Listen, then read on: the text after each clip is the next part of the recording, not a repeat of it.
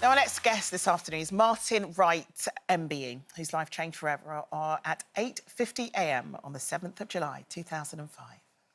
On the 7th of July, 2005, 4 British men detonated suicide bombs on the London transport network. It was one of the most devastating terror attacks on British soil. 52 people were killed and over 700 injured. Martine Wright was on the Circle Line that day, just 3 feet from the Aldgate bomber. She lost both her legs and was in a coma for 10 days. Incredibly, and despite her injuries, Martine rebuilt her life, becoming a mum, Paralympian, and in 2016, she was made an MBE. Today, 20 years on from the attack, Martine joins us to share her story. Ladies and gentlemen, Martine Wright. Oh. Thank you. Martine, thanks so much for coming in to chat to us today. Because I know, Asia. Look, I know it's not always an easy thing to talk through, even 20 years on. I mean, we were all talking about it earlier, and we all have our own memories of that day, but yours is from a completely different perspective that has impacted, you know, your life. And the thing that you were really most interested about, Colleen, was it was like a sliding door situation where you were not meant to be on that train at Aldgate, were you? No, it was like many people that morning. I mean, I meet so many people now that have a memory, have a story. Yeah. Janet's just told me the memories that she has that morning. And, yeah, it was sliding doors moments. It was, you know... So it wasn't your normal train? No, I got up late anyway because it was the day before. The 6th of July was the day that we all found out. Yeah, that London got the Olympics. Had won the Olympics, and probably picked. Well, you will do. You picked up on the accent. I'm quite a Londoner. I'm a Bowbell Cockney, proud to be a Bowbell Cockney. So I was kind of excited. So yeah, went out that night and had a few jars. Quite a few jars. And then woke up that morning and, hit my snooze button and they went for the train. And, there was a signal failure, nothing to do with the bombings, but there was a decision I had to make, and it was, will I go on to Moorgate or will I get off at Old Street and look for a bus that will take me to Tower Hill, Aldgate, where I was going to? And I decided to stay on the train and then ran up the escalator, saw the tube, and I remember seeing the tube and thinking, Circle Line, you know, is a nightmare sometimes in London. You have to wait 15 minutes, 20 minutes, and it was there. And I remember thinking, what a result. And jumped on and... and that was it. Now, you've sort of spoken about the bits that you remember and you remember that flash of light. But what's extraordinary about your story is about the lady that ran towards you and lots of people running away from what happened. And it was her actions that essentially saved your life. What do you remember of that?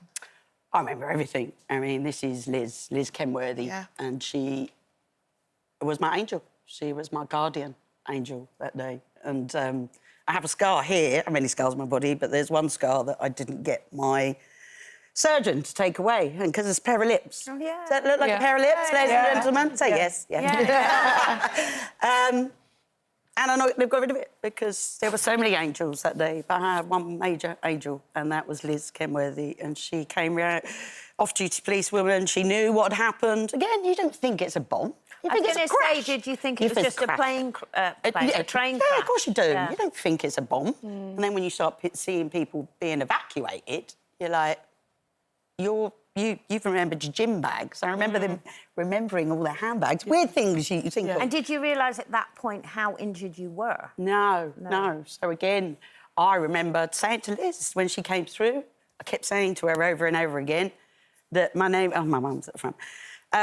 My name is Martine Wright. Please tell my mum and dad I'm OK. My name is Martine Wright. Ironically, I wasn't right, because I was the most injured survivor that day. And she stayed with me for an hour and a quarter. I was down there. She stopped the bleeding. She tried to stop the bleeding. Tourniquets on both your legs. Yep. So, again, I think it was a belt, one of them. And I remember pulling this belt, and you know, I'm of a certain age when John Wayne and Westerns were a big part of my Sunday afternoon at home, with my dad usually, you know. And that tourniquet reminded me of someone being shot, and they used to hang a chief, and it used to be... but she stayed with me for an hour and a quarter, and then obviously the firemen had to get me out again, and next thing I knew, it was 9 days later. Yeah. And your, you know, your mum has spoken about this before, where, you know, she had to sort of say to you that, you know, you survived and so many didn't. And as a result of, you know, your injuries and what happened, you know, life took a slightly different turn, and what has happened, you know, consequently has just been absolutely remarkable. You're a Paralympian. I know. You're a Paralympian. If you said that to me, I know. You've got an MBE. I know. You've got marriage. You've got this gorgeous Isn't it? son. Like, my God. I know. It's, you know, I'm a lucky, you know, and that's what I will be feeling next Monday when it's the 7th of July. It's one thing going through it and then rebuilding your life again. And you've got your son now. Like, you know, I've read that you had to have that conversation with your son and let him know what happened. What made you think, you know what, this is the right time to explain to him? And how was that conversation? Well, I sort of had to bring it out because he's a boy, he's a typical boy. And they were typical girls at school. So the girls were talking about it. And one of the parents came to me and said, her older sister knows what's happened. You know, have you told Oscar? And I used to tell, and I still tell kids of a certain age that I got on a train and there was an accident. But, yeah, I told him and I said, and this is how I explain to slightly older people, that bad man got on the tube and he set off a bomb. And he killed lots of people, but you know what? I'm lucky, I'm here. And the doctor had to take my legs away, but I've got new legs. And actually, ladies, I actually have the thinnest ankles. You know what I mean? I was waiting for them. Martine, we was at the back, and everyone see, you know, we was at the back and we was cackling and laughing. You got so much vibrancy and joy and love and personality about you, and now you're motivating people. How does that make you feel? Well, I think it's a job that I was always meant to do. I feel like, well, you lot good at talking, aren't you? That's why you're here. And actually get paid for it is quite good. It's like my job, you know. But joking aside, I feel like I've got a job to do in life now, and that is to share what happened, because I feel like life is full of circles. And that day of the bombings in 7/7/2005 could be seen as the worst day of my life, worst day of many people's lives. You know, I've met many families. I will be seeing them in a couple of weeks. But the whole reason why I was late that morning was I was late because I've been celebrating that we won the Olympic bid. And then the last thing I was reading on the tube before that flash happened and before the explosion happened, I was thinking, and you couldn't turn a page without reading something on the Olympics. I remember thinking, I've got to get tickets, I've got to get tickets. London was joyful that day on the 7th. Absolutely. And I remember thinking, I'm a Londoner, I've got to get tickets, I didn't need a ticket.